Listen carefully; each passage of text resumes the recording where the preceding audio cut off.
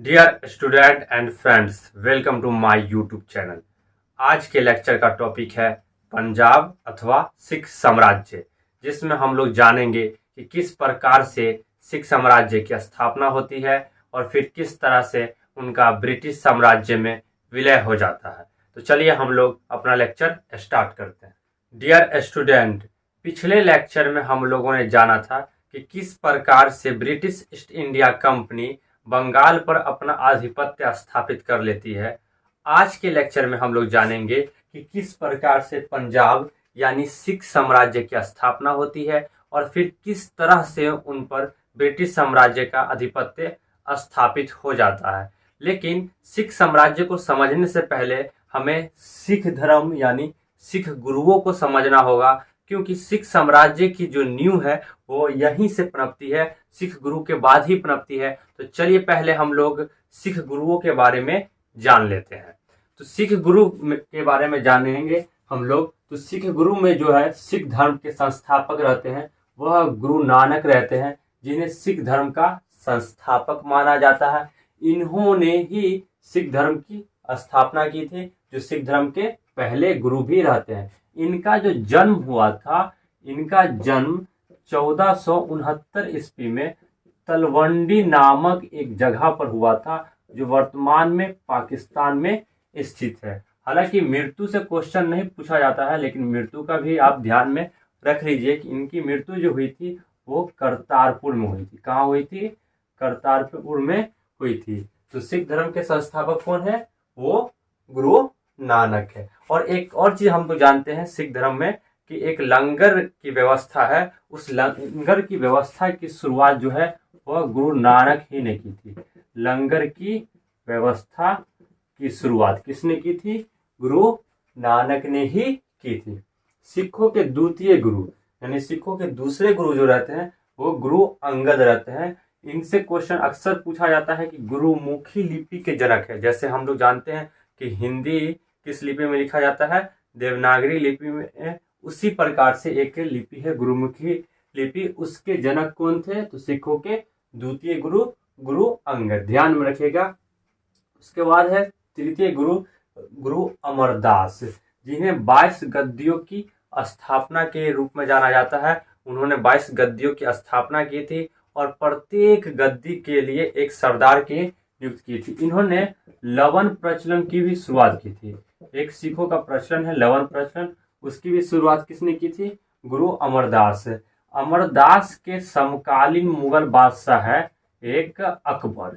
जो अकबर बादशाह इनसे मिलने के लिए जाता है और इनकी एक पुत्री रहती है बीबी भानी। कौन? बीबी भानी। उन्हें अकबर बादशाह 500 बीघा जमीन दान में देता है। कितना? 500 बीघा जमीन दान में देता है। अकबर किसे देता है? बीबी भानी को, जो अमरदास की पुत्री रहती है। तो अकबर बादशाह किस सिख गुरु के समकालीन रहते हैं? तो वो तृतीय यानी तीसरे सिख गुरु के समकालीन रहते हैं। उसके बाद चौथे गुरु जो होते हैं वो गुरु रामदास रहते हैं, जो एक्चुअल में ये भानी बीवी के पति रहते। कौन रहते हैं? पति। और भानी बीवी को जो अकबर बादशाह के द्वारा 500 बीघा जमीन दान में मिला था, उस 500 बीघा जमीन पर वह अमृतसर की स्थापना करते हैं। तो इस प्रकार क्वेश्चन बनेगा कि अमृतसर की स्थापना किसने की? तो सिखों के चौथे गुरु गुरु रामदास ने। अब हम लोग बढ़ते हैं आगे। सिखों के पांचवें गुरु जो गुरु अर्जुन देव रहते हैं, ये बहुत ही फेमस गुरु है। इनसे कई क्वेश्चन बनते हैं। ये गुरु अर्जुन देव जो रहते हैं ये एक्चुअल में रामदास के पुत्र रहते हैं। कौन रहते हैं? रामदास के पुत्र रहते हैं। और यहाँ से सिखों के गुरु बनने की जो परंपरा होती है वो पैतृक हो जाती है, यानी अब उनका पुत्र बनने लगता है सिख गुरु। और इन्होंने अर्जुन देव ने स्वर्ण मंदिर की स्थापना की थी। और वे स्वर्ण मंदिर की स्थापना कहाँ करते हैं? वहीं अमृतसर नगर में करते हैं स्वर्ण मंदिर की स्थापना। इसके अलावा सिखों के जो ग्रंथ है आदि ग्रंथ, जिसे हम लोग गुरु ग्रंथ साहिब के नाम से भी जानते हैं, उसकी जो रचना की थी वो कौन किए थे? तो वो सिखों के पांचवें गुरु गुरु अर्जुन देव ने ही आदि ग्रंथ की रचना की थी। और गुरु अर्जुन देव से एक और क्वेश्चन बनता है कि जहांगीर के एक भाई रहते हैं खुसरो, उनकी सहायता करने की वजह से जहांगीर द्वारा सिखों के 5वें गुरु अर्जुन देव को फांसी दे दी जाती है। तो सिखों के 5वें गुरु अर्जुन देव को जहांगीर के द्वारा फांसी दे दी जाती है, ये ध्यान रखिएगा। उसके बाद है सिखों के 6ठे गुरु गुरु हरगोविंद, जिन्होंने अकाल तख्त की स्थापना की थी। यह एक एक्चुअल में सैन्य प्रक्रिया थी कि सिखों को सैन्य रूप में ढालने की या व्यवस्था करने की जो शुरुआत की गई थी वो गुरु हरगोविंद के द्वारा की गई थी। सिखों के 7वें गुरु जो थे गुरु हरराय, जिन्होंने दारा सिखों की सहायता की। ये दारा सिखो वही है जो औरंगजेब के बड़े भाई रहते हैं। तो औरंगजेब के बड़े भाई दारा सिखों की सहायता किसने की थी? सिखों के 7वें गुरु हरराय ने। उसके बाद 8वें गुरु गुरु हरकिशन। ये गुरु हरकिशन जो है वो सबसे कम उम्र में सिख गुरु बना था। मात्र 6 वर्ष की उम्र में यह सिख गुरु बन गया था और इनकी मृत्यु जो हुई थी वो चेचक के कारण हुई थी। क्वेश्चन में बन जाता है कि चेचक से मृत्यु होने वाले सिख गुरु कौन थे? तो वो कौन थे? तो 8वें गुरु गुरु हरकिशन थे। सिखों के 9वें गुरु गुरु तेग बहादुर। इन्हें जब औरंगजेब के द्वारा इस्लाम धर्म कबूल करने के लिए कहा गया था तो इनके इनकार करने पर औरंगजेब द्वारा सिखों के 9वें गुरु गुरु तेग बहादुर को फांसी की सजा दी गई थी, यानी फांसी दे दिया गया था। उसके बाद है 10वें गुरु एवं अंतिम गुरु। ये जो थे कौन थे? गुरु गोविंद से, जो अंतिम सिख गुरु थे। अंतिम सिख गुरु कौन थे? गुरु गोविंद सिंह। और अंतिम एवं 10वें सिख गुरु थे।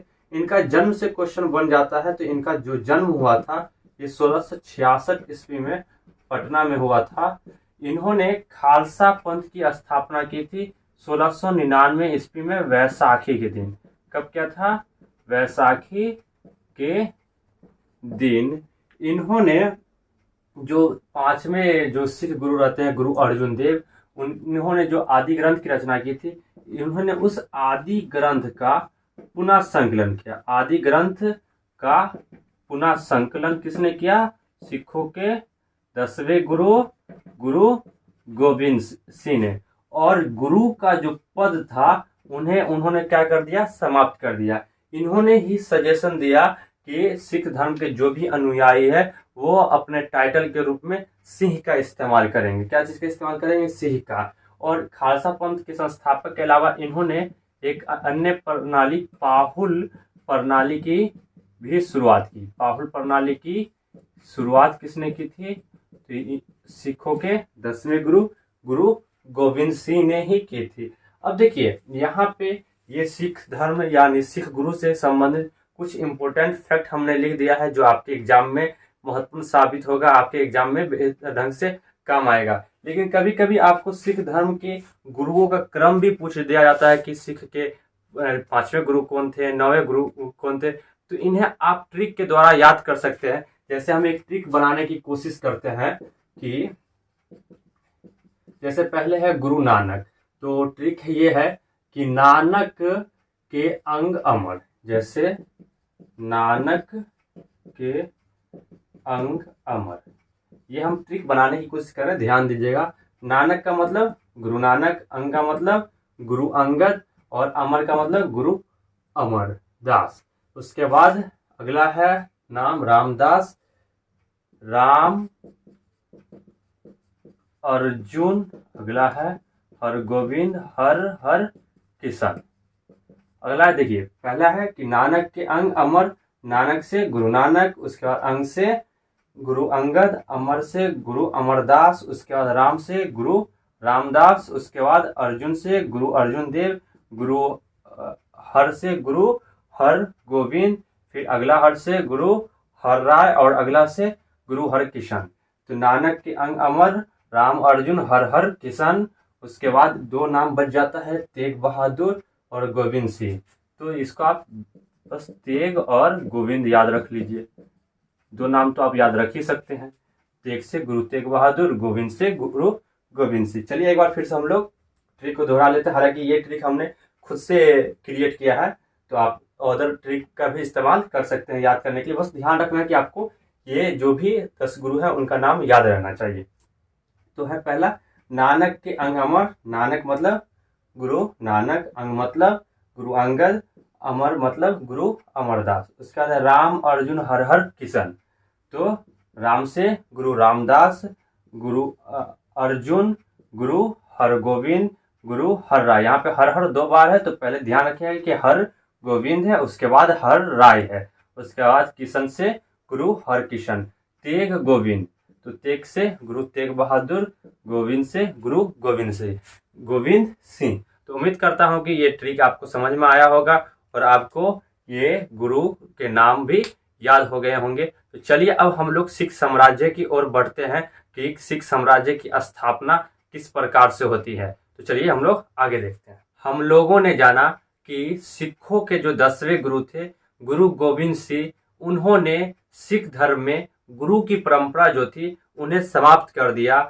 उसके बाद गुरु गोविंद सिंह के जो प्रिय शिष्य थे, एक जिनका नाम था बंदा बहादुर, वह जब गुरु की परंपरा समाप्त हो जाती है तो खुद को सिख धर्म के संरक्षक के रूप में उभरते हैं और वह सिख धर्म की हिफाजत के लिए, या यूं समझिए सिख धर्म के संरक्षक के रूप में सेनापति के रूप में काम करते हैं और खुद को गुरु का बंदा कहकर बुलाते हैं। इसलिए यह बंदा बहादुर के नाम से भी मशहूर हुआ।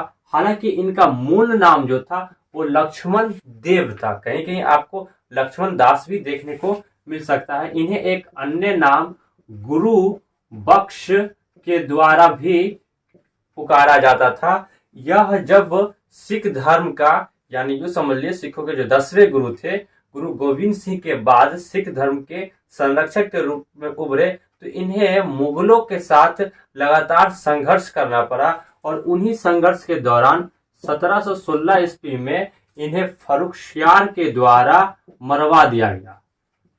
फर्रुखशियार के द्वारा मृत्यु दिलवा दिया गया किन्हें?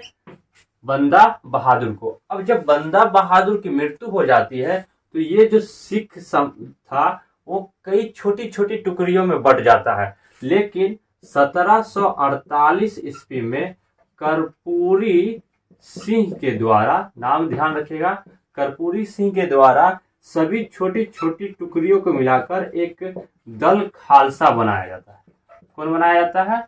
दल खालसा। लेकिन इसकी मृत्यु के बाद ये दल खालसा जो रहता है वह जस्सा सिंह अहलूवालिया, नाम याद रखिएगा, कौन रहता है? जस्सा सिंह अहलूवालिया के नेतृत्व में यह दल खालसा 12 मिसलों में बट जाता है। मिसल का तात्पर्य क्षेत्र से होता है, यानी 12 समान क्षेत्रों में सिख बट जाते हैं। इन्हीं 12 मिसलों में से कुछ फेमस मिसल है, जैसे भंगी मिसल हो गया, अहलूवालिया मिसल हो गया। उसके बाद एक हम लोग जानते हैं सुकर चकिया मिसल, जिस मिसल के ही कौन रहते हैं? महाराजा रणजीत सिंह। तो ये सारे मिसल थे। यहाँ पे हमने कुछ मिसल का नाम लिख दिया है। जो जस्सा सिंह अहलूवालिया के नेतृत्व में जो ये दल खालसा था और 12 मिसलों में बट जाता है। तो अब हम लोग चलिए इन्हीं मिसलों में से एक मिसल के मुखिया रणजीत सिंह आगे चलकर बनता है, उसके बारे में जानते हैं, जिन्हें सिख साम्राज्य का संस्थापक या सिख साम्राज्य का वास्तविक संस्थापक के रूप में जाना जाता है। तो चलिए अब हम लोग महाराजा रणजीत सिंह के बारे में जानते हैं।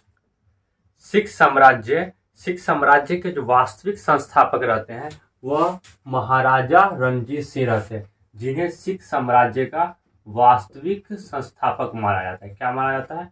वास्तविक संस्थापक माना जाता है। हम लोगों ने जाना था कि जस्सा सिंह अहलूवालिया के नेतृत्व में जो है वो सिख 12 मिसलों में बट गया था। उन्हीं मिसलों में से एक मिसल था सुकर चकिया। कौन था?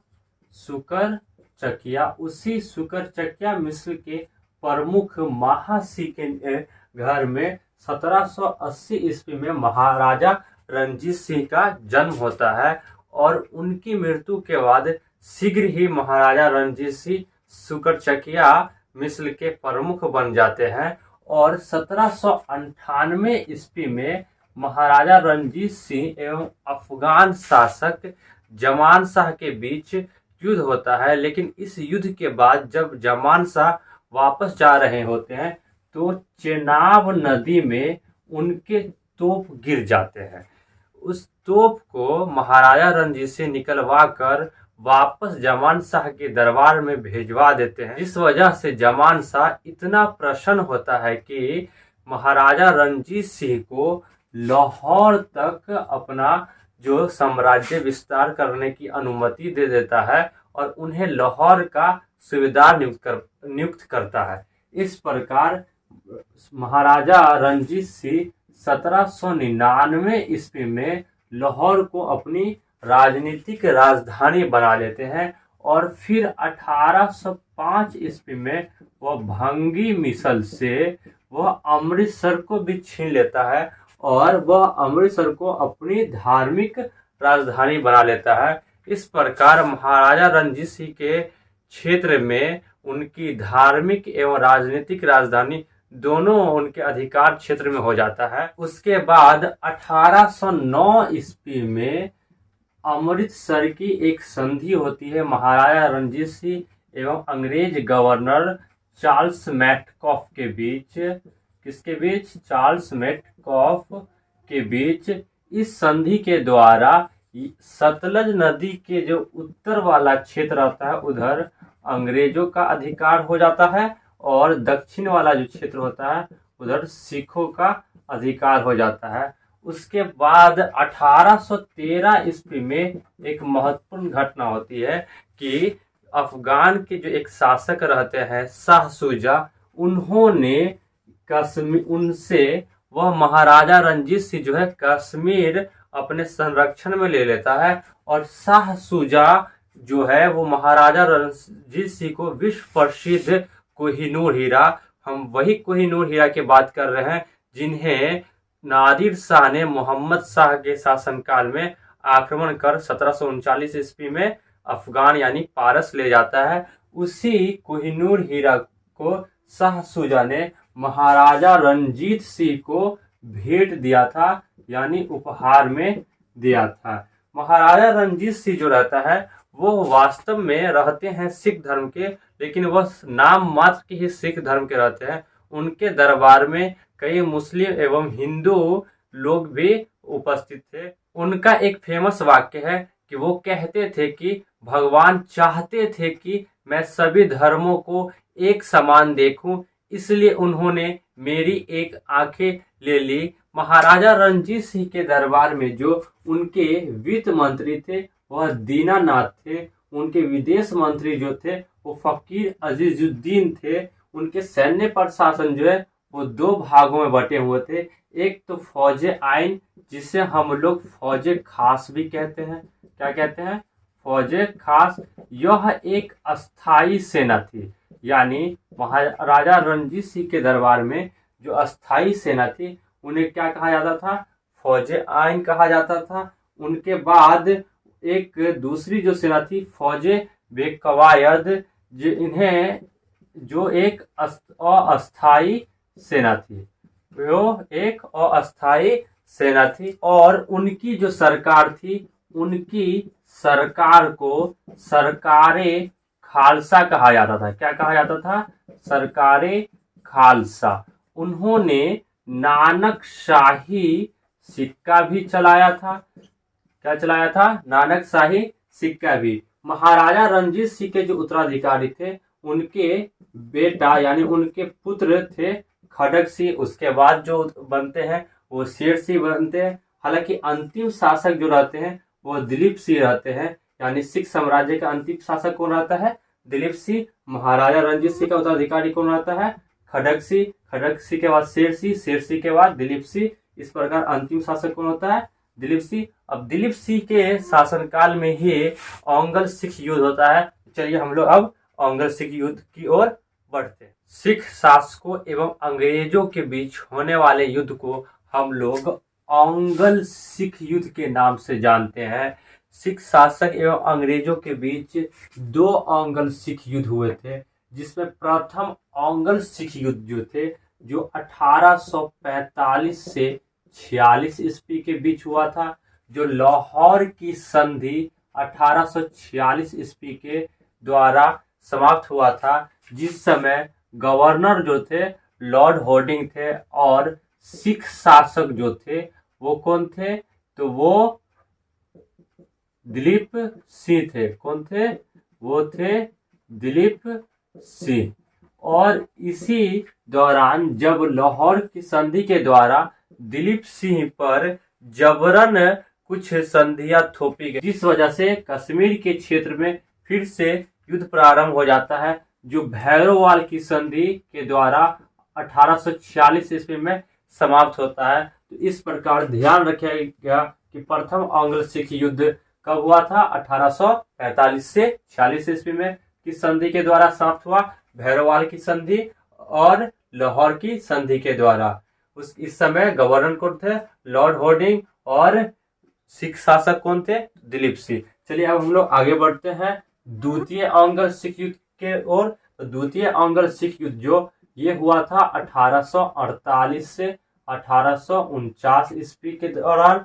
इस दौरान जो है द्वितीय आंग्ल सिख युद्ध के दौरान 3 युद्ध होते हैं, जिसमें एक है रामनगर का युद्ध जो हुआ था नवंबर या 16 नवंबर 1848 ईस्वी को, और ये अनिर्णित साबित हुआ था। उसके बाद एक और युद्ध होता है चिलिया वाला युद्ध। कौन सा युद्ध, चिलिया वाला युद्ध। ये युद्ध बहुत फेमस है।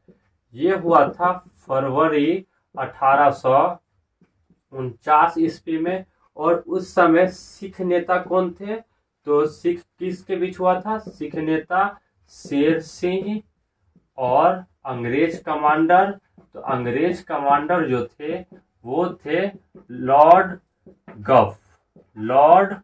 गफ। इन दोनों के बीच चिलिया वाला युद्ध हुआ था। कब, फरवरी 1848 ईस्वी में। शेर सिंह सिख नेता और अंग्रेज कमांडर लॉर्ड गफ। उसका तीसरा युद्ध जो हुआ था वह चेनाब नदी के किनारे गुजरात में हुआ था, जिसे हम लोग तोपों का युद्ध के नाम से जानते हैं। किस नाम से जानते हैं, तोपों का युद्ध।